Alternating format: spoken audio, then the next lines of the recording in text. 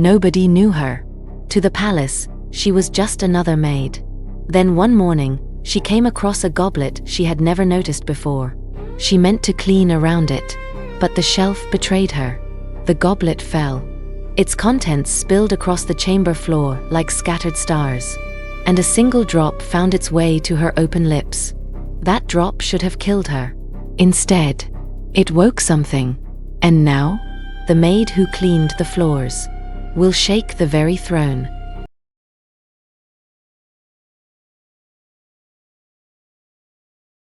The maid who drank the god-serum. There was a girl who did not know her own name. The other servants called her Kemi, but she could not remember if that was the name her mother gave her, or simply what the head cook had chosen when she arrived at the palace gates 7 dry seasons ago. She had been small then, barely reaching the cook's waist, with eyes that seemed to hold more silence than a child should carry. Kemi moved through the palace like smoke. She was there in the mornings when the red clay walls turned gold with sunrise, scrubbing the stone floors until they gleamed like river stones. She was there in the heat of midday, her dark skin glistening with sweat as she carried water from the courtyard well. And she was there at dusk, when the oil lamps were lit and the important people gathered in their fine wrappers of indigo and amber, speaking words that seemed to pass right through her as if she were made of air. The palace stood on the highest hill in the kingdom, its walls thick and ancient, carved with symbols that had lost their meaning generations ago. From the servants' quarters, Kemi could see the entire town spreading below like a patchwork of thatched roofs and red earth, surrounded by the deep green of the forest that whispered its own secrets at night. The sky here was different from other places. It held a particular weight at dawn, purple and heavy, as if the gods themselves were still deciding whether to grant the day their blessing. Kemi had no memory before the palace. Sometimes, late at night on her sleeping mat in the narrow room she shared with 3 other maids, she would close her eyes and try to remember a face, a voice, a place that felt like home. But there was only emptiness there, smooth and complete as a calabash bowl with no bottom. The other servants whispered about her sometimes. They said she was touched by spirits. They said her silence was unnatural. They said her hands, which could polish bronze until it sang with light, must have learned their skill from something other than this world. But they were not cruel to her. They simply looked past her, the way one looks past a shadow on the wall. King Timmy ruled the kingdom with a hand that was firm but measured. He was a tall man with shoulders broad as a doorway, his skin the color of kola nut, his eyes sharp and clear. He wore his power like his ceremonial wrapper, with dignity and weight.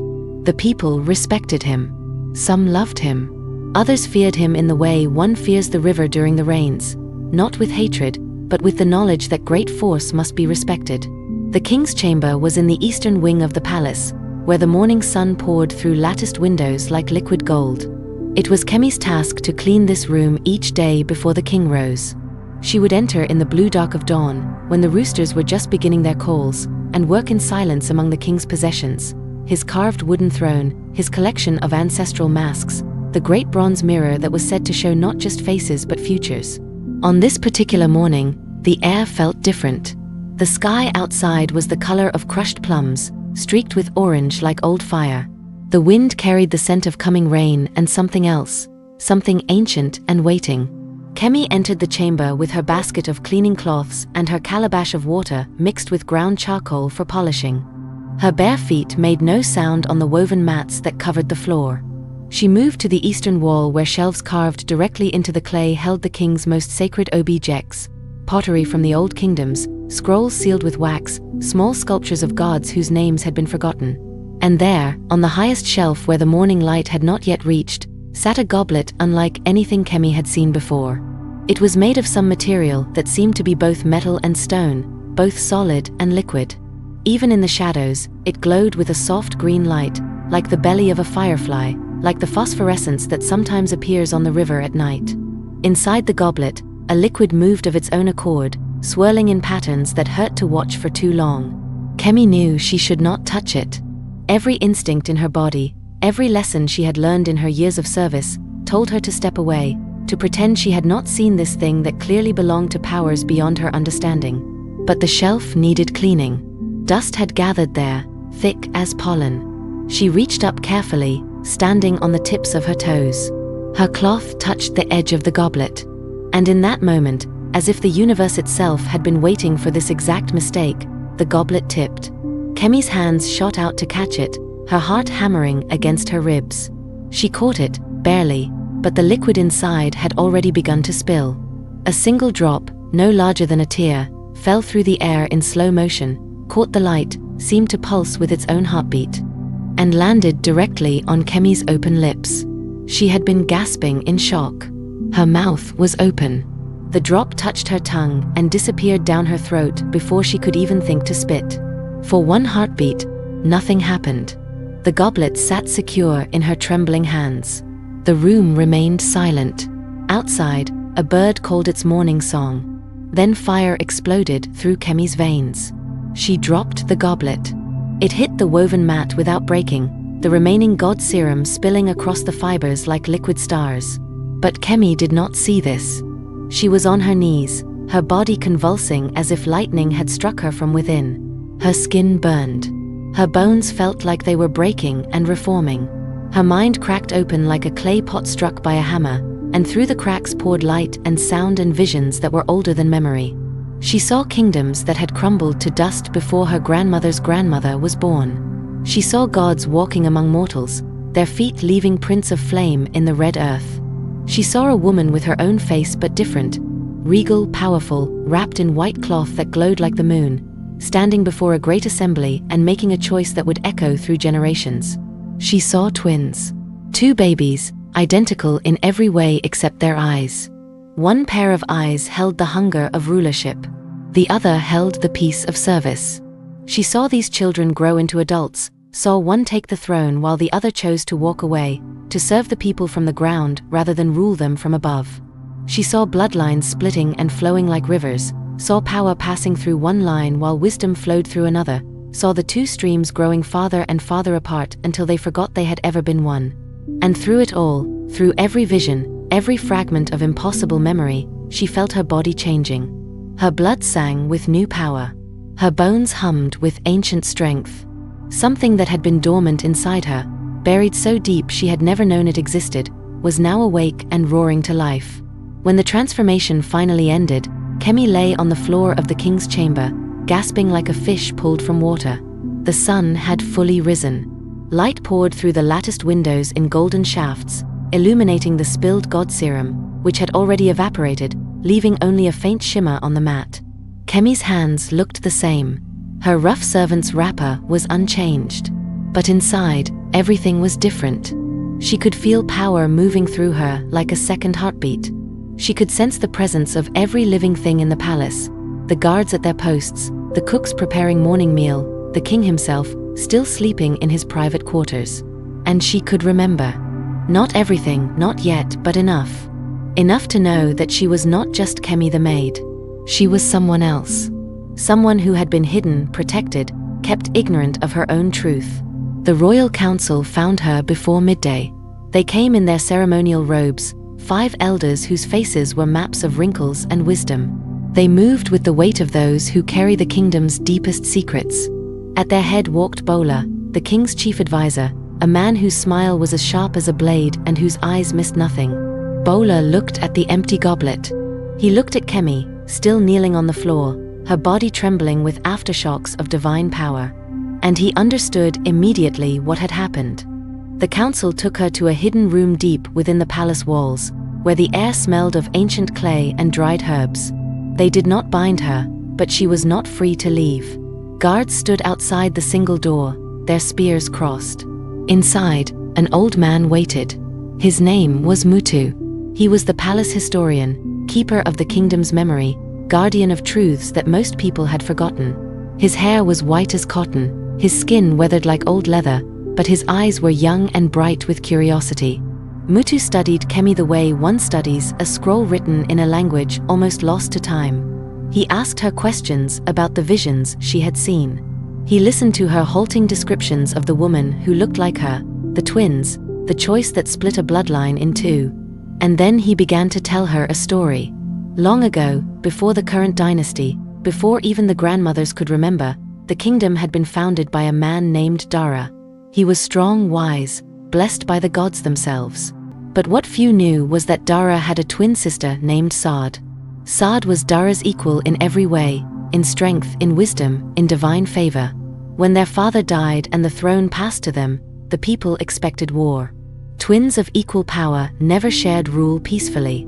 History was filled with the blood of siblings who could not divide what should have been whole. But Saad made a different choice. She stood before the assembled kingdom and declared that she would not fight her brother for the throne. Instead, she would serve the people in a different way, not from above, but from among them. She would walk the villages, tend the sick, settle disputes, keep the old stories alive. She would be the kingdom's heart while her brother was its head. The people marveled at this wisdom. The gods themselves were said to have blessed her choice. And to ensure that no one would ever try to manipulate her power or use her bloodline to challenge the throne, Saad asked the gods for a gift, to let her descendants forget who they were. To let them live as ordinary people, servants and workers, until the kingdom needed them to remember. The gods granted this wish. They created the god-serum, a liquid that would wake the divine blood when the time was right. Only one of true royal lineage could drink it and survive. Anyone else would die in agony.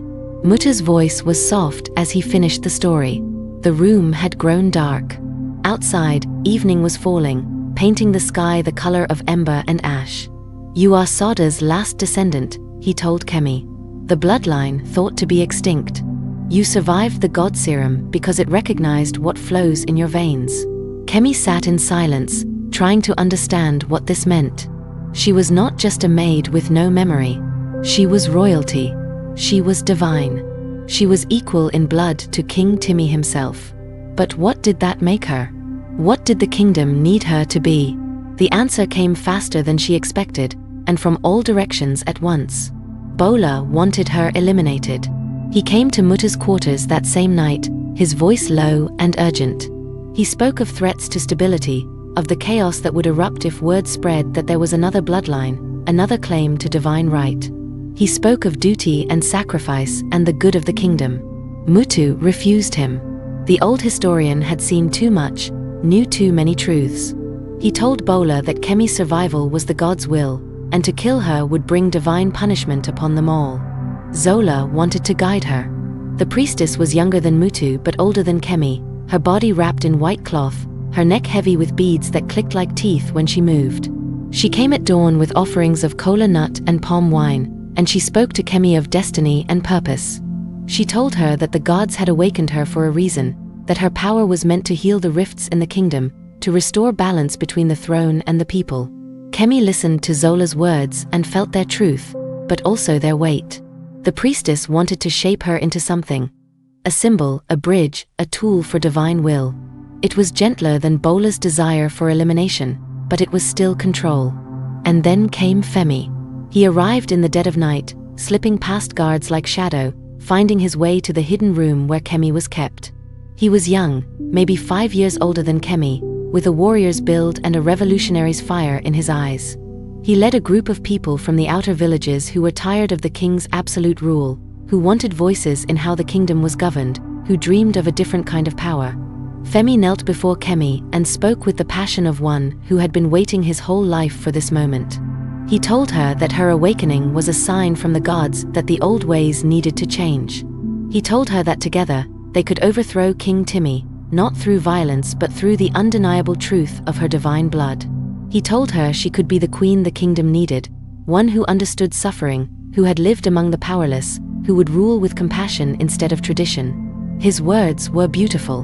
They stirred something in Kemi's chest, some longing she had never been able to name. To matter. To be seen, to use her pain for purpose. But she did not say yes. Not yet. Because underneath Femi's passion, she heard something else, hunger. The same hunger she had seen in Bola's calculating eyes and felt in Zola's gentle guidance. Everyone wanted to use her power for their own vision of what the kingdom should be. No one had asked her what she wanted. The summons came on the 7th day. King Timmy himself requested her presence in the throne room. Not commanded, requested. The word choice was deliberate. It acknowledged, without saying it directly, that she was not simply a servant anymore. Mutu prepared her for the meeting. He gave her a wrapper of deep blue cloth, simple but finely woven. He rubbed her skin with shea butter that smelled of earth and sunlight. He told her to speak her truth, whatever that truth might be. The throne room was vast and cool, its high ceiling supported by carved wooden pillars that seemed to hold up the sky itself. Light fell through openings in the roof, creating pools of brightness on the smooth clay floor. The walls were decorated with murals showing the kingdom's history. Battles won, harvests celebrated, gods honored. King Timi sat on his throne, carved from a single piece of Iroko wood, so old and dark it was almost black. He wore his crown of brass and cowrie shells, his wrapper of royal purple. But his face was not the face of absolute power. It was troubled, uncertain, human. The royal council stood to his right, Bola among them, his expression carefully neutral. Zola stood to the left, representing the spiritual powers. And in the shadows at the back of the room, Kemi glimpsed Femi, watching. Kemi walked forward until she stood in the center of the room, in the largest pool of light. She could feel every eye on her. She could feel the weight of their expectations, their fears, their hopes. King Timi spoke first. His voice was deep and measured, the voice of a man who had ruled for 20 years and carried the burden of every decision. He told her he had heard the reports. He knew what had happened. He knew who she was, or who she might be. He acknowledged that if Muta's research was correct, if the old stories were true, then her blood was as divine as his own. But blood alone does not make a ruler, he said. Nor does power alone make one worthy of the god's favor. I was raised from birth to carry this weight. I was taught, trained, tested. What are you, Kemi? What do you know of leadership? Of sacrifice? Of holding thousands of lives in your hands and making choices that will break some of them? His words were not cruel. They were honest. And Kemi felt the truth of them. But she also felt something else rising inside her. Something that came from the god-serum, from the awakened blood, from the memories of Saad that lived in her bones. She spoke, and her voice was not the small, quiet voice of a maid. It was something else. Something older and deeper, as if her ancestors were speaking through her mouth. She told the king that he was right. She had not been raised for rulership. She had been raised for service. She had scrubbed floors and carried water and lived invisible among the powerful. And because of this, she knew things he could never know. She knew what it felt like to be overlooked. She knew the prayers of the powerless. She knew the strength it took to endure without hope of change. She told him that she did not come to take his throne. She came because the gods had awakened her bloodline for a reason. And that reason was not to replace one ruler with another, but to restore the balance that Saad had created when she chose service over conquest. I am not your rival, Kemi said, her words ringing in the vast room. I am your complement. Your bloodline rules from the throne. Mine serves from the ground. Together, we are whole. Divided, we are broken. The room fell silent. Even the birds outside seemed to stop their singing. King Timi leaned forward on his throne, studying her face as if seeing her for the first time. How do I know this is true? He asked quietly. How do I know you are what you claim? How do I know you are not simply clever or possessed, or sent by enemies to destabilize my rule? Kemi felt the answer rise inside her like water from a deep well. There is a way, she said. The ancient way. Let me face the trial of essence. A murmur ran through the council. Zola's eyes widened. Even Bola looked shocked. The trial of essence was old law, older than the kingdom itself. It was the test that the gods themselves had created to judge the truth of a person's nature. Those who entered the sacred grove either emerged transformed, their true self revealed and confirmed, or they did not emerge at all. No one had attempted the trial in 3 generations. It was considered too dangerous, too absolute. Modern rulers preferred political solutions, careful negotiations, measured compromises. But Kemi was not a modern ruler. She was something ancient, awakened from sleep. King Timi considered her words for a long moment. Then he nodded slowly. So be it, he said.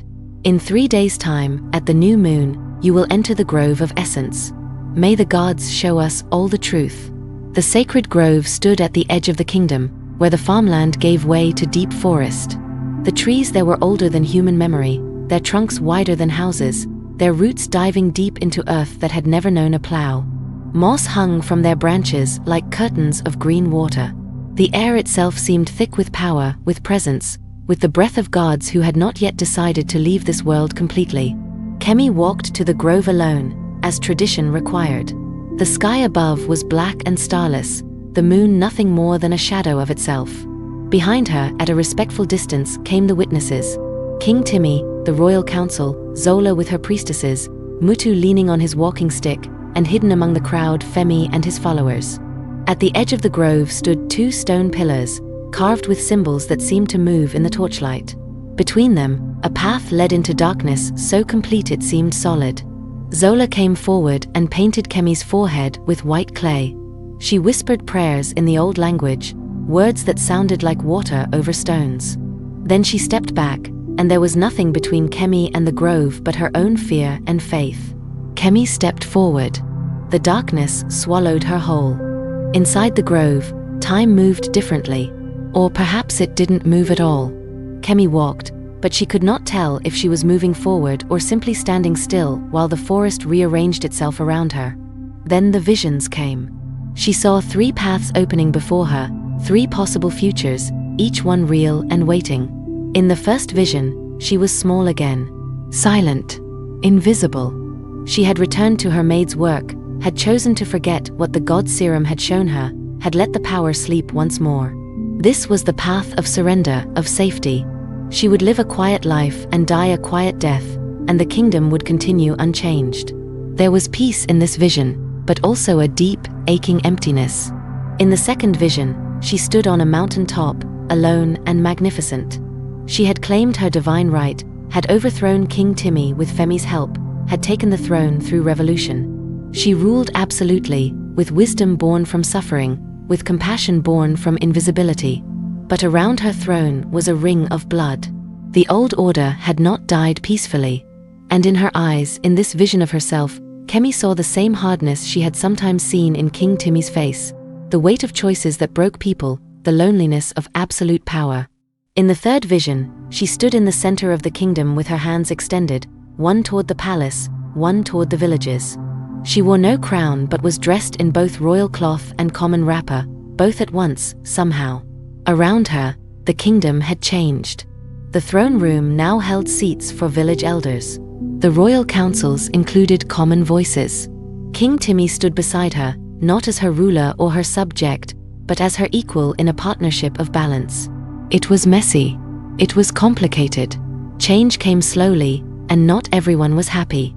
But it was alive in a way the other visions were not. It was growing. The third path was the hardest. It required her to be more than a servant and more than a queen. It required her to be a bridge, a translator between worlds, a living embodiment of Soda's original choice. It required her to hold paradox in her body, power and humility, divinity and humanity, visibility and service. Kemi chose the third path. The moment she made her choice, the grove blazed with light. The trees themselves seemed to sing. The ground beneath her feet pulsed with approval. And when the light faded, Kemi found herself standing at the edge of the grove, facing the assembled witnesses. But she was changed. Her skin glowed with a soft radiance, like polished bronze catching firelight. Her eyes held depths that had not been there before. Not the eyes of a maid or a queen, but something more complete. Around her shoulders, though she wore no physical wrapper, there seemed to be a mantle of both shadow and light, woven together. The crowd gasped. Zola fell to her knees in reverence. Even Bola looked shaken. But it was King Timi's reaction that mattered most. The king approached her slowly. He studied her face, her bearing, the undeniable proof of divine transformation that surrounded her like an aura. Then, to the shock of everyone present, he bowed his head. Not a full bow of submission, but a bow of acknowledgement, of respect, of recognition between equals. The gods have spoken, he said, his voice carrying across the silent crowd. Kemi of the bloodline of Saad, you are confirmed as divine daughter of this kingdom. What would you have of me? Kemi looked at this man who had held absolute power for 2 decades, who was now offering to share it with someone who had been invisible to him 7 days ago. She saw his fear. She saw his pride struggling with his wisdom. And she saw his genuine desire to do what was right, even when it cost him everything he had known. She spoke clearly, so everyone could hear. "I would have partnership," she said. "Not rulership alone, and not service alone, but both woven together as they were meant to be. Your bloodline governs from the throne. Mine serves from among the people. But let these not be separate anymore. Let the throne hear the voices of the ground. Let the servants understand the weight of the crown. Let us reshape this kingdom together, not through revolution or surrender, but through transformation." The silence that followed was heavy with possibility. Then King Timmy extended his hand. Kemi took it. And in that moment, as their fingers clasped, witnesses would later swear they saw a pulse of golden light run between them, like a circuit completing itself after generations of broken connection. The transformation did not happen overnight. It took months of careful negotiation, of arguments and compromises, of old powers resisting and new voices finding their strength. Bola eventually left the council, unable to accept the changes. Some of the traditional elders withdrew their support. But others, seeing the genuine partnership between Kemi and King Timmy, began to believe that something new was possible. Femi and his followers were disappointed at first.